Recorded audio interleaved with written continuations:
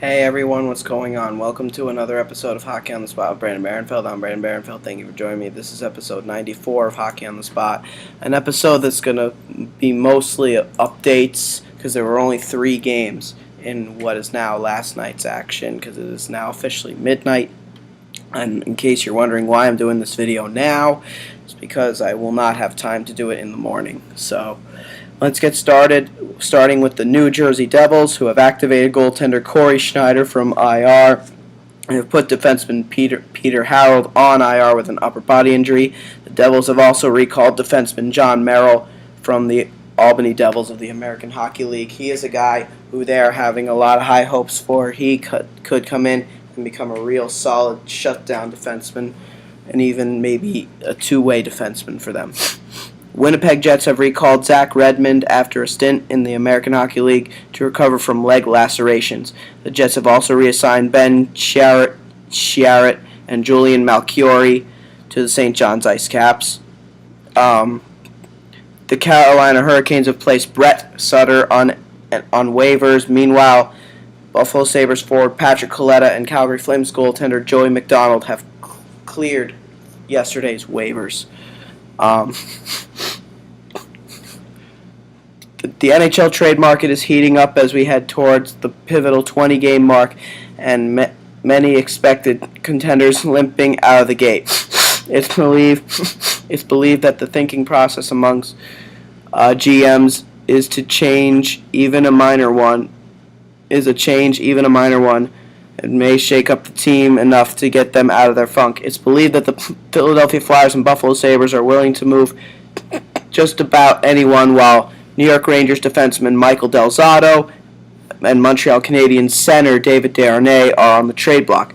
Meanwhile, the Carolina Hurricanes and Edmonton Oilers are still trying to shore up their goaltending woes, along with Edmonton also wanting a top-end defenseman. So this is big news indeed, especially for the Rangers. That whenever word gets out to New York that a big player like that's going, all of New York goes nuts. So for Del Zotto, he could be out of New York very soon. Again, last night, Vancouver Canucks defenseman Alex Edler had 12 shots on goal versus the Toronto Maple Leafs, while the entire Edmonton Oilers team had just 14 versus the Detroit Red Wings. That was last night, and we talked about that in the last episode. So, we'll see. Ottawa Senators forward Jason Spezza, who was snubbed of a Sochi 2014 Team Canada Olympic camp invite with his 8th goal of the season. Although Spezza is a natural center, he could steal a spot on Canada's wing from Philadelphia Flyers forward Claude Giroux, who has 0 goals, or New York Rangers forward Rick Nash, who is out with a concussion. So, we'll see how that goes. Former 3rd overall draft pick Alexander Svitov scored a beautiful goal in a KHL game. It's just too bad he could never do that in the NHL. Toronto Maple Leafs forward Joffrey Lupul attempts to throw an elbow at Vancouver Canucks forward Henrik Sedin, but catches Nazem Kadri instead. That's a big blunder right there. The Detroit Red Wings have placed defenseman Brendan Smith on IR. He was injured in a fight with Edmonton Oilers forward Will Acton, and they have recalled Adam Almquist from the Grand Rapids Griffins of the American Hockey League. In last night's shootout between the Florida Panthers and Washington Capitals, Mikhail Grabowski and Alexander Barkov, Grabowski of the Caps, Barkov of the Panthers, would both score back-to-back one-handed shootout goals. Very rare when something like that happens, of course. Scary moment as Ottawa Senators goaltender Craig Anderson gets run into with a knee to the head and stays down. There was a stretcher that came out to take him off. We will get more into that. The Western Conference is now 60-26-9 versus the East. That was going into tonight. The East 35-50-10 versus the West. The Tampa Bay Lightning are the only team in the East doing justice against the West with a 5-0-0 record versus the West, with wins over the St. Louis Blues, Minnesota Wild, Los Angeles Kings, and the Chicago Blackhawks twice. So, That's really interesting. Contract talks between the Toronto Maple Leafs and defenseman Dion Phaneuf have been picking up and are expected to be done by Christmas. It's believed that they will agree on something around 6 years worth, $42 million or $7 million average a year. Nashville Predators defenseman Shea Weber, who has a $7.857 million cap hit, is the only defenseman who has scored more goals, 111, than Dion Phaneuf, 108, since Toronto's captain entered the league in 2005-2006. A look at the top performing unrestricted free agents to be this offseason. The current salary cap of $64.3 million will rise next season and is expected to reach $80 million by 2017-2018. Meanwhile, the NHL is expected to expand to 32 teams by 2015-2016. That should be really interesting for sure. The NHL player safeties, Brendan Shanahan has been busy with 16 suspensions already this year. There was only 21 in last year's shortened season. Toronto Maple Leafs forward Dave Bolland underwent surgery on a lacerated tendon last night as a result of Vancouver Canucks forward Zach Kassian's blade hitting his ankle. Toronto coach Randy Carlyle says Bolland's cut is similar to Ottawa Senators defenseman Erik Karlsson's injury that kept him out 8 weeks last season. Losing the versatile Bolland, who has 10 points, is an awful situation for the Maple Leafs, as they are already awfully thin at center with Tyler Bozak on the long-term injured reserve. Scary fall for New Jersey Devils defenseman John Merrill in his first NHL game, as he was tripped by Minnesota Wild forward Torrey Mitchell into the boards. That real scary moment for sure. Ottawa media is reporting that if the Senators fail to improve over the next few games, they will try to acquire defensive help. Names that the Sens are believed to be interested in include Philadelphia Flyers defenseman Hal Gill, Toronto Maple Leafs defenseman John Michael Liles, and Vancouver Canucks defenseman Yannick Weber. So that is all your updates. Now let's get to the games. Only 3 games from last night's action. Starting with the Dallas Stars and the Ottawa Senators in Ottawa. Big win for the Stars by a final score of 4-3 in a shootout. For the Dallas Stars, Dallas Star goals all coming from guys getting their first of the year, starting with Ray Whitney, who finally gets his first goal of the year. He had a rough month of October. His goal assisted by Tyler Seguin and Alex Chasen. Then Valeri Nichushkin, who had a very disappointing first month in the NHL, finally scores his first NHL goal. He had been waiting for that for a very long time. So Valeri Nichushkin, his first NHL goal, assisted by Brendan Dillon and Cody Eakin.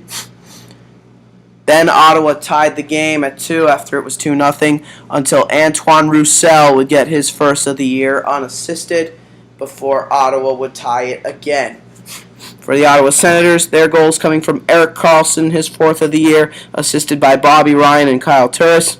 Then Jason Spezza would get his 8th of the year on the power play, assisted by Kyle Turris and Erik Karlsson. And then Bobby Ryan would tie the game up with 10 seconds to go in the game, with his 8th of the year, assisted by Milan Michalek and Jason Spezza. That's unbelievable whenever that happens. They force a shootout. They get a point in the shootout. Jamie Benn, the only player for either team to score in the shootout. Tyler Seguin also got a chance for Dallas. For the Sens, they would use their entire top line of Milan Michalek, Jason Spezza, and Bobby Ryan. All 3 would miss. The Ottawa Senators, they continue to give up shots on goal. Oh, of course, Kari Lehtinen was the star. Kari Lehtinen was the 3rd star of the game. He had a big game, 33 saves on 36 shots, a .917 save percentage. He was really good. While for the Ottawa Senators, Craig Anderson played the majority of the game. He played the majority of the game into the overtime. He made 33 saves on 36 shots, a .917 save percentage. Again, suffered a knee-on-knee hit and was taken off via a stretcher. Robin Leonard would have to come in to play the remaining 3 minutes and 16 seconds plus the entire shootout. He only faced 2 shots. He made 2 saves. So not a good night. Not a good situation for the Ottawa Senators to be in. But quite a few shots in the game. Quite a few statistics to talk about actually in the game for the Dallas Stars. Leading the way in shots on goal for them. Jamie Benn, who had 5. Alex Chasen had 4. And Ryan Garbett had 4. So, good night all around for the Dallas Stars. For the Ottawa Senators, few multi-point performers. Bobby Ryan, a goal and an assist. Kyle Turris, 2 assists. Jason Spezza, a goal and an assist. And Erik Karlsson, a goal and an assist. The only guy to get a point who didn't have a multi-point performance was Milan Michalek, who had 1 assist. And as far as shots on goal are concerned, quite a few for the Sens. Erik Karlsson led the team and the game with 8 shots on goal. Bobby Ryan had 6. Kyle Turris had 4. Hits. How about Colin Greening? 7 hits on the night. 5 hits for Chris Neal, 4 for Zach Smith. But Colin Greening doing what he's not normally known for doing, and that's hitting. But still, congratulations to the Dallas Stars on the win, and for the Ottawa Senators, hopefully Craig Anderson will be all right. Next, we have the Calgary Flames and the Chicago Blackhawks in Chicago. Rito Berra getting his first NHL start in Chicago. Very interesting situation. The Calgary Flames have not defeated, going into this game, the Calgary Flames have not defeated the Chicago Blackhawks in a very, very, very long time. It has been so long since the last time the Flames beat the Blackhawks in a regular season game. They finally do it by a final score of 3-2 in overtime. But Rito Berra, the Swiss goaltender, who led Team Switzerland to a silver medal in the World Championships, was acquired by the Flames from the St. Louis Blues in the Jay Bouwmeester trade. He had a night to remember, that's for sure. Or the Flames, again with the 3-2 victory in overtime. After the Flames surrendered a 1-0 lead, Mike Camilleri would get the Flames up on the board, his 4th of the year, assisted by Dennis Wideman and Joe Colburn. Then Curtis Glencross would get his 5th of the year, assisted by Chris Butler, his 1st assist of the year, and Matt Stajan. And then the Hawks, of course, would tie it, and in overtime, defenseman Chris Russell would get his 2nd of the year to win it in overtime, assisted by Curtis Glencross and Dennis Wideman. So 2 assists on the night for Dennis Wideman, and a goal and an assist for Curtis Glencross. Joe Colburn led the team with 4 shots on goal. Chris Butler led the team with 4 hits. And Chris Russell, how about him, leading the team and the game with 7 blocked shots. Dennis Wideman also had an impressive number, 5 blocked shots. That's pretty crazy when stuff like that happens. And Rito Berra, first NHL start, first NHL win, and he does it in quite excellent fashion. 42 saves on 44 shots, a .955 save percentage. Unbelievable through 61 minutes and 32 seconds of play. He truly was the star of the game. For the Chicago Blackhawks, their goals coming from Patrick Kane. He made it a 1-0 game. His 8th of the year, assisted by Sheldon Brookbank, his 1st assist of the year, and Andrew Shaw. And then on the power play, Marian Hossa would tie the game up at 2, assisted by Patrick Kane and Duncan Keith. Patrick Kane, the best player on the ice for the Chicago Blackhawks. The only multi-point performer for them, a goal and an assist. Patrick Sharp led the team with 7 shots on goal in that game. He also led the game in shots on goal. Oh, for that matter, Patrick Kane, 5 shots. Marian Hossa, 4 shots. Andrew Shaw, 7 hits on the night. He led the game in hits, so good performance for him. Corey Crawford was pretty solid despite the loss. 27 saves on 30 shots, a .900 save percentage. He was good, but Rito Berra was better. Congratulations to the Calgary Flames on finally defeating the Chicago Blackhawks. That truly amazing accomplishment. And congrats to Rito Berra on his first NHL win. And last but certainly not least, the game of the night from last night's action, the New Jersey Devils and the Minnesota Wild at the XL Energy Center. The big story of the game, Zach Parise, the former New Jersey Devil, signed by the Wild in last year's offseason to a 13-year deal worth about $64 million. Zach Parise going up against his former team for the first time. Obviously didn't do it last season because of the lockout. Other than the Stanley Cup Finals between the Boston Bruins and Chicago Blackhawks, no East and West teams played against each other. This is the first of two meetings between these two teams. And how about the Minnesota Wild coming up on top with a 4-0 victory in overtime? 4-0 in overtime. 4-0 shutout victory for the Minnesota Wild. The game did not go to overtime. I don't know why I just said that. Another news for the first NHL game for defenseman John Merrill. He suffers a pretty nasty cut in the game. And Nino Niederreiter, how about him? He had just 3 points in 64 NHL games with the New York Islanders. As a member of the Minnesota Wild, he has 9 points in 15 games, so he has been a steal for sure for the Minnesota Wild. The 4-0 shutout victory for the Minnesota Wild. Devils second of back-to-back, and their scoring slump continues. Jaromir Jagr scored the last goal for them. That was the game winner against the Tampa Bay Lightning. But their scoring slump continues. The goals, now let's talk about the goals for the Minnesota Wild. Michael Granlund would open up the scoring, obviously the game-winning goal as well. His first of the year at long last, assisted by Nino Niederreiter and Jason Pominville. Then Torrey Mitchell would get his first goal of the season, assisted by the former Devil Zach Parise and Ryan Suter. So Zach Parise is getting a point against his former team. He almost had the goal there too. He was the one who really made that goal happen. Then on the power play, Danny Heatley would put in his second of the year, assisted by Keith Ballard and Nino Niederreiter. And then late in the game, empty net for the New Jersey Devils. Jason Pominville scores an empty net goal, his 10th of the year, assisted by Nino Niederreiter. 3 assists on the night for Nino Niederreiter, plus a goal and an assist for Jason Pominville. So those guys really stood out. Matt Cook also stood out. 5 hits in the game. Clayton Stoner led the team with 4 blocked shots. Josh Harding would get the start and goal for the Wild, and he was the first star of the game, leading the way to a 19-save shutout. So congratulations to him and Zach Parise, of course. Of course, I'm beating his former mates, at least this time. They will play each other again at the Prudential Center later on in the season. Corey Schneider back in goal, back off of injured reserve at long last.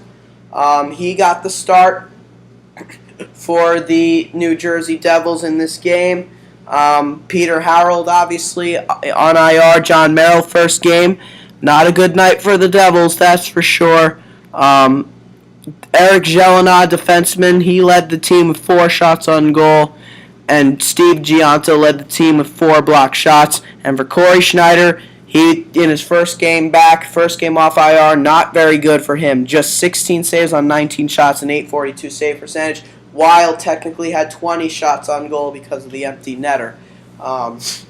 So for Corey Schneider and the Devils, not a good night. A night they really wanted to win. They really wanted to beat their former teammate and captain, Zach Parise. When Parise was with the Devils, he captained the team to the Stanley Cup Finals in 2012. They lost in 6 games to the Los Angeles Kings. So, lots of history there. And a big night. Even though Parise was not one of the stars, Josh Harding, the first star, Michael Granlund, the second star, and Nino Niederreiter, his 3-assist performance earned him the 3rd star. Devils, of course, were without Anton Volchenkov, Travis Zajac, and Patrick Elias for that game. Wild still without Charlie Coyle. So it all evened out. So, it all pretty much evened out. The Wild, big win for them. Congratulations to the Minnesota Wild. Congratulations to Josh Harding on a big shutout. And congrats to Zach Parise on getting an assist and defeating his former mates this time.